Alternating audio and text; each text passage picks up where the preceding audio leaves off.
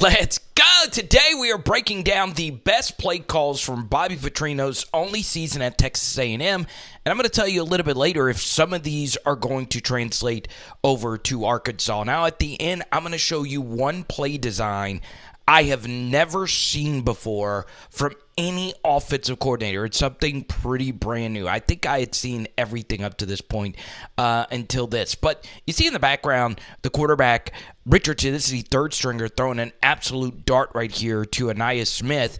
These type of plays are going to be very difficult for Arkansas next season, right? Because you don't really have an Anaya Smith, right? So what about play designs that make things a lot easier on the QB and your entire offense? That was something I saw pretty consistently last year with Arkansas. The Dan Enos offense was just asking a lot out of players that just weren't up for the task, and they were pretty predictable. Now, you get an all-out zero blitz, one of the best things you could do to run against this. It's just something quick, and there is nothing more beautiful than versus a blitz throwing in the direction of it, and this is as beautifully designed, or should I say executed, screen versus a blitz you're going to see. The little tunnel action made things a lot easier for Anaya Smith, and this is what you want for your offense. Guys strolling into the end zone. You saw a good bit of that with Kendall Browson, not a whole lot of that with Dan Enos. And you'll see it again here, man. I love watching football from the end zone angle, all right? You let both of these A-gappers just come right through, and these are their two best defensive players, or linebackers. Watson was a Butkus Award finalist, and it doesn't take great blocks down the field. It just takes a little piece to get Anaya Smith to score on freaking touch. All right, so now we get to this. And if you are a Power Hour SEC fan, you know all about this play. And if you are just a football coach of any kind, you know what this is in the background. This is mesh rail. All right, this is the most common play throughout every offense in the SEC. I think I've seen every team run this play, okay? And I'm going to break down what actually makes this one pretty interesting, okay? Max Wright this year for them was a great tackle breaker after the catch. What teams normally do with mesh rail is they run it out of something called 11 personnel, right? Which is a 3 wide receiver set, 1 running back, 1 tight end, right? The first number represents the amount of running backs, the second number represents the amount of tight ends. But this is actually run out of 12 personnel. So you have 2 tight ends on the field right here, and on this mesh rail, the tight end is the hook. Rarely is the hook route actually thrown, right? It's normally read 1 to 2 to 3, right? Normally it's the third progression, fourth-ish, just depending on how it's taught, okay? So your first progression on mesh rail is the running back. It's not there. And that's what makes this such a really nice play design, is you're getting the mesh to 2 shallow drags. Both of these are covered, and this is actually just a really good job right here by the quarterback to eventually work to the hook, okay? Bang, bam, looking at you. Now, please support what we're doing here. The super thanks button goes a long way. And I'm going to tell you why I love this play design. It's for 2 different reasons. And I'm actually going to dedicate this middle portion of this breakdown here to Bobby's preparation, right? He does a really good job of watching film. Now, this looks like, just your typical 12-yard run. Now, what makes this play so special is this is a run to the outside, but that's not what the offensive linemen are showing, right? Normally, linebackers and defensive linemen, if they key an offensive lineman pulling, they're thinking that this is going to be some type of run to the right. But what they're doing here is they're pulling to the right to make them think it's a run to the right, but it's actually a run to the left, right? So what that does is the play design itself takes away the responsibility of the offensive line actually performing any good blocks, right? That's my favorite thing about this, because if you actually look at this play, 61 gets blown up right here by this defensive tackle. So all these blocks are not really well executed at all, right? This tackle is getting pinned to the inside and getting squeezed down. The middle of this is just blown up. There really is nowhere to run, okay? But who cares? Because it's a run to the outside, right? That's what makes this design so good. Now, what makes it really special is that this really isn't something that Bobby does a whole lot of, right? You get a nice little block from the wide receiver to pin in this backer, and you get a free release for this running back to go one-on-one versus the safety, and you just want this running back to get more yards than this right here, right? LSU actually ended up losing the minimum, if you ask me, with how this play was perfectly blocked. The running back's got to give me a little bit more there, but this is where it gets interesting. Now, before I show you this, I can't say with the gazillion% certainty that Bobby Petrino saw this play that Ole Miss ran. You're pulling a guard and a tackle to the left. That really makes these linebackers think it's a run to the left, but it's actually a quick little handoff to the right. So you'll see once again that LSU actually blows this play up if this play was actually going to the left. You see both backers commit to the left. This Mike right here is just stuck in the middle, and it's just a handoff to the right, and you're getting a really good playmaker here into this space right here. And unlike the running back you saw a minute ago, Quinshon Judkins, who is a really special player, actually gets these extra yards while he was given an untouched run to the second level. He breaks that tackle, and it's actually the same player that Ruben Owens went down on and actually scores. Now, that was the run game. Bobby doing some great film study. We're going to do exactly what we just did, but in reverse. We're going to show you the play that Bobby probably saw on film or a Texas A&M staffer saw on film, and then we're going to show you Texas A&M running this play actually versus Arkansas, okay? So now you guys have seen this full play develop. Ended up being a really good catch by the tight end. All right, so here's Bobby doing pretty much the same thing, but he says, look, instead of a tight end running this route, let me target my best player, Aniyah Smith. This is the tight end playing the role of the flat route right here. This is the go route, clearing out this space right here. And obviously this is the high-low read that Max Johnson has got to make.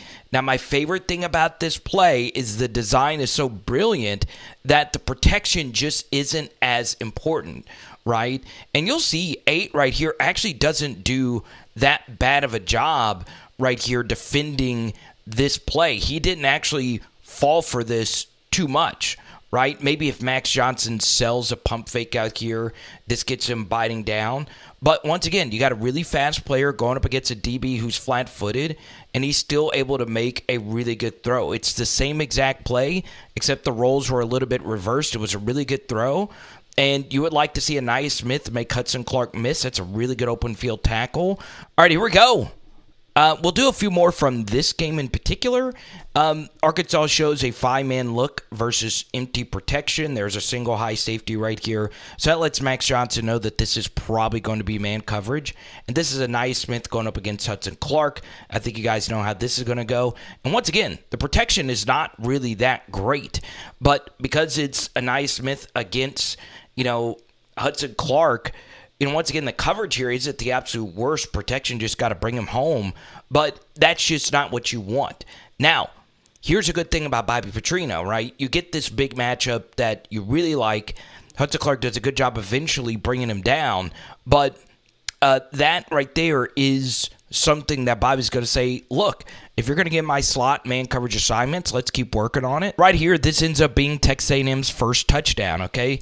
This is Evan Stewart in the slot going up against Hudson Clark, right? This guy comes from a second-level blitz, and Arkansas elects to rotate their safety to a deep center field right here. So Max Johnson sees that, and he knows that this space is going to be wide open, okay? Now, if you're Max Johnson, and Max played in this game last season, if you have Evan Stewart versus Hudson Clark, you're taking advantage of that every single time. Once again, the protection isn't the absolute best. It's pretty decent, all things considered here. And because his safety sunk center field, guess what? Bobby's going to be like, look, if you're going to get my elite wide receivers against the safety, we're going to take advantage of that all day, every day. And look at all this space a five-star athlete, Evan Stewart, has to run through. And Max throws a really good dot to him right there in stride. So some really good stuff by Bobby for the first touchdown of this game. All right, so we saved the best for last. This is a play call I have never seen before. And football coaches, feel free to correct me if you guys have seen this. Texas A&M was a full yard per play better than Arkansas versus Power 5 competition. They still weren't that great. They were outside the top half of the SEC, but Bobby Petrino is for certain an upgrade over Dan Enos, and it's possibly because of things like this, okay? I've never seen it. I really haven't. Now, what I didn't tell you about this play was it was a colossal failure, and the chaotic nature of this play, 2-point attempt, this is a huge play to cut this down to a field goal game, is that it still almost ended up working to the receiver who actually should have caught the football from the get-go if the quarterback actually ran the play. So I'm just going to label this play as mega mesh. Remember mesh, just 2 shallow drags? Well, this time it is just a whole lot of drags happening, okay? It's 3 shallow drags from the left and 1 coming from the right. So I'm just going to call this mega mesh. I have never seen this, okay? So the first read on this is actually the running back, okay? Now, I'm not in the meeting room. It might be taught for the QB Richardson here that if the running back isn't here, roll out to the left and see if you can make something happen. But the truth here is if you actually bring it back, this pocket is really good. LSU is getting absolutely zero pass rush right here. If you just sit in this pocket instead of just bailing this way, look at this. Bang. He's open right here. So the guy he should have thrown the football to right there, he almost ended up completing it right here. I'm telling you, that is absolutely redunculous stuff. And I think Bobby was just emptying everything because he knew that this was probably going to be his final game. Now, this is the end zone copy of it, all right? You get a better look to see how open all of this is, all right? 3 drags right here. So these backers never have seen this, right? Because I've honestly never seen it, okay? And it causes just pure chaos up the middle. They're trying to decide, hey, am I passing it off here? Do I pick him up? Does Greg Penn, the linebacker here, pick him up? And then eventually, bang, he's right here with time to spare. So if he's right here and just sits right here in this really nice pocket, it's there, okay? And if you roll out to the left, this is your only receiver out to the left. So look at that. That's what I'm talking about, getting people this wide open in the very compressed part of the field called the red zone. Now, like I said, Texas A&M on a yards per play basis was a full yard better than Arkansas was versus P5 competition, but Texas A&M also had better athletes, right? This is Walker, who I would say is their 4th most talented receiver. I think Anaya Smith and Evan Stewart are both going to play in the NFL. Moose Muhammad's also a really good player. I mean, they are just so loaded at receiver. Arkansas is not, right? Texas A&M offensive line, not that great. Arkansas's offensive line, not that great. So won't be much of an adjustment there. But like we've said, right, we did a Taylor Green breakdown. That'll be floating in your face in just a second. But I do want to leave you with one stat before we get out of here. Texas A&M and Arkansas were equally poor in the red zone at producing touchdowns, right? Now, some of that is not executing the play and the play design, but a lot of it is just Bobby not always being the best red zone play caller. Now, when he was at Arkansas, he was first in the SEC annually when it comes to red zone play design. But when he was at Louisville, he was routinely nationally in the 50s and 60s when it comes to red zone efficiency. So that is going to need to improve going into next season. Now, Arkansas fans, you are going to need to tell me if you want me to do more Bobby Petrino film studies. I cut out all the plays from his best game last year at Texas A&M, in my humble opinion. So if you want me to cut that film study together and post it for all you beautiful people, let me know down below, okay?